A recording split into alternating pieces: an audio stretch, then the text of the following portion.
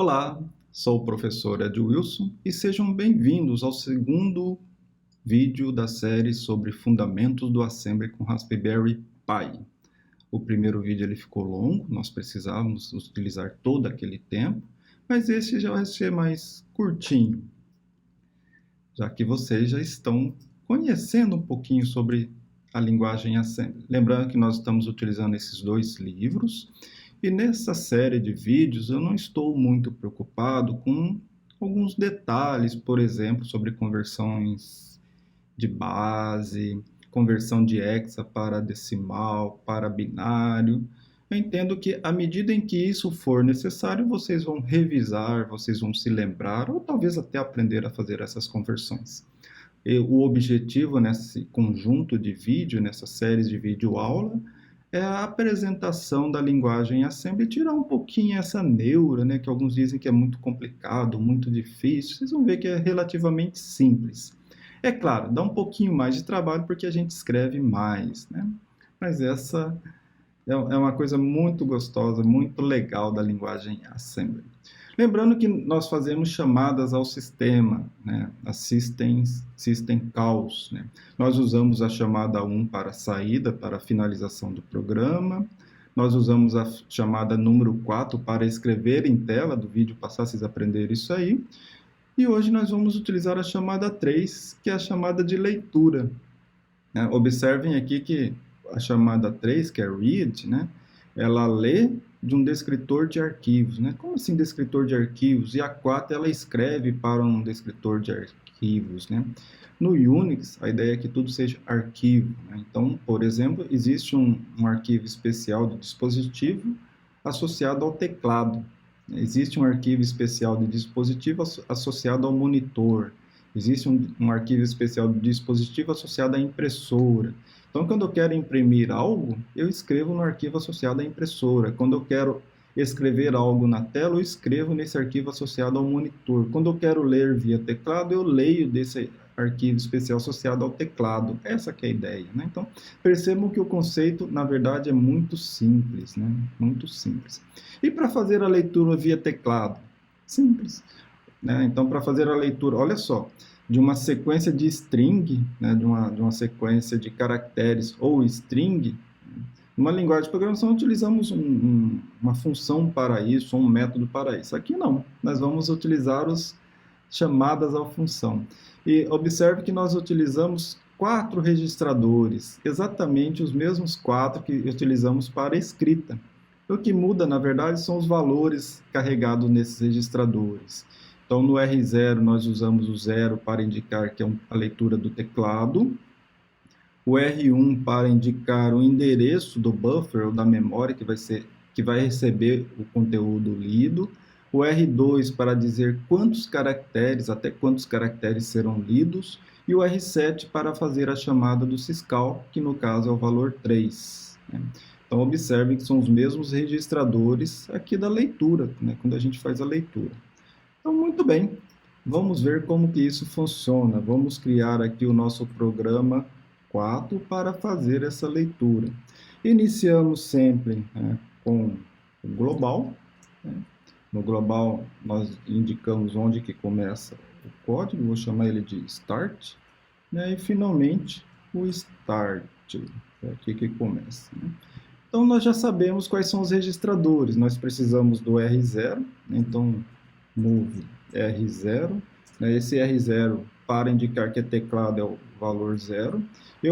Nós precisamos do R1, né? Só que o R1 ele indica onde que vai ser armazenado, então eu preciso usar o LDR, né? O load, né? No R1. Qual é o nome da variável? Vou chamar aqui de buffer mesmo, né? Mas pode ser qualquer nome. E também o R2, né? O R2 ele vai indicar quantos caracteres serão lidos. No caso, eu vou pedir para fazer a leitura de 5 caracteres. E, finalmente, né, o R7, que é a chamada ao sistema operacional, e nós vamos utilizar a chamada 3. Desta maneira, o código para leitura está pronto. Observe que ele é muito parecido com o de escrita, né? R0, R1, R2, R7. E, finalmente, a interrupção de software. Então, para fazer a execução, é isso. Podemos agora finalizar aqui o programa. Nós utilizamos somente o R7, né, para finalizar, nós carregamos o 1 e a chamada de instrução. E é claro, precisamos definir essa variável, essa área de memória chamada buffer, né, onde que ela vai ser armazenada. Então, para isso, como vocês já sabem, nós utilizamos a seção data e vamos definir buffer. Né? O que é o buffer? Essa variável buffer é do tipo ASCII. Como são 5 caracteres, eu poderia escrever e inicializar ela já com alguma coisa, mas eu posso deixar vazio. 1, 2, 3, 4, 5. Simplesmente assim. Feito isso, o programa está pronto. Será que ele funciona? Vamos testar aqui. Então, vamos compilar, né, o programa 4. Eu quero que o nome dele seja programa 4 mesmo, .o. Aceitou a compilação. Vamos agora fazer a link edição. Programa 4, ele vai gerar um executável chamado programa 4 a partir do arquivo objeto programa 4. Feito isso, podemos executar. Então agora ele está esperando a leitura. 1, 2, 3, 4, 5. Pronto, fez a leitura. Então o programa 4 ele simplesmente faz a leitura. Observem o seguinte, aqui do lado, a comparação entre escrita e leitura. O R0 para escrita, o valor dele é 1, que indica a saída do monitor, e para leitura é 0, que é indicada a leitura via teclado. O R1 funciona da mesma forma, né? Basta indicar qual é a área da memória que vai ser utilizada. O R2, da mesma forma, basta indicar qual é o tamanho, né, da string que vai ser escrita ou que vai ser lida. O R7 é a indicação do número da system call, né, da syscall, né, aqui para leitura é 4, desculpa, para escrita é 4 e para leitura 3, e finalmente a chamada de interrupção. Então, para fazer a leitura é somente isso, né, esse código ele faz a leitura de caracteres, né, E está aqui o nosso programa 4 que acabou de ser construído. E agora vamos para o programa 5. O programa 5 ele é um pouco mais longo, então eu já deixei ele pronto. E a ideia é fazer, né, leitura e escrita. Né? Então, o que o programa 5 faz? Então, aqui, ó, perceba o seguinte. R0 recebe 1. R0 recebe 1, então eu já sei que ele vai fazer uma escrita, juntamente com R7 4. Então, está aqui. Então, essa primeira parte ele vai escrever. O que ele vai escrever? Ele vai escrever a mensagem 1. E eu criei uma variável também que recebe o tamanho da mensagem 1. Então, ele vai escrever a mensagem 1. Depois, ele faz uma leitura.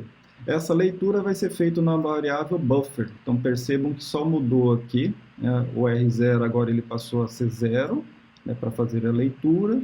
O R1 ele indica onde vai ser lido. O R2, o tamanho máximo dos caracteres lidos, e o R7 é a system call, né, com valor 3, que difere da escrita, que é 4, e para leitura é 3. E na sequência ele ainda mostra mais um outro item, né? Então ele mostra uma mensagem, então ele vai escrever uma mensagem aqui, né? Então ele escreve, lê, escreve a mensagem 2, e também faz um print, né, do buffer. Então, percebam que aqui, ó, a variável buffer ela é utilizada para a leitura. Então, nós fazemos a leitura via teclado e armazenamos na variável buffer. E, posteriormente, essa mesma variável é utilizada para fazer a escrita dela. Né? Então, o programa ele mostra uma mensagem, faz a leitura de um conteúdo numa variável chamada buffer, mostra uma segunda mensagem e, por último, ele mostra o valor que foi lido. Então, é assim que esse programa executa, que ele é feito. E, finalmente, finaliza atribuindo o valor 1 ao R7. Então, está aqui, na seção Data, né, todas as variáveis utilizadas. Né? O buffer, a mensagem 1 e a mensagem 2. Né? Percebam que eu não contei, né, o tamanho das variáveis. Para isso, eu simplesmente utilizei essa formatação aqui. Né? Então, a variável tamanho buffer, ela recebe o tamanho ela vai contar quantos caracteres estão aqui, né? E para isso eu utilizo esse aqui, ó, ponto, tracinho, o nome dela. Mesma coisa para a mensagem 1 e para a mensagem 2. Então vamos agora executar o nosso programa, né? Vamos fazer a compilação do programa 5.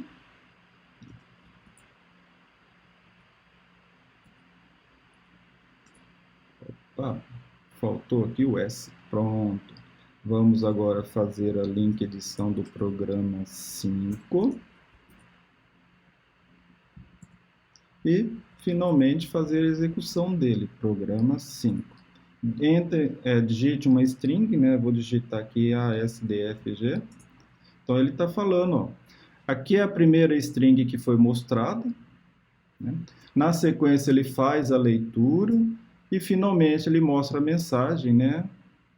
Que é a string, né, que foi digitada, e, por último, o conteúdo da variável buffer, né? Então, está aqui, né, o conteúdo do programa 5. Então, nesse programa 5, nós juntamos, né, no único programa, escrita e leitura. E percebam que a única diferença são os valores dos registradores, né, mas basicamente são utilizados os mesmos registradores para fazer leitura e escrita. Então, a mudança desses registradores é que vai informar para o programa se ele vai fazer leitura ou se ele vai fazer escrita.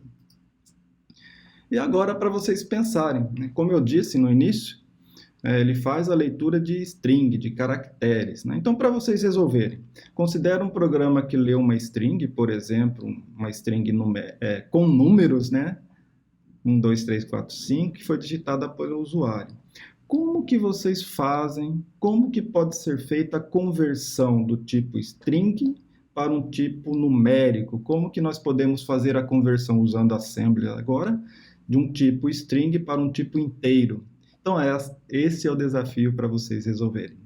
Espero que vocês estejam gostando dessa série de vídeos e até o nosso próximo.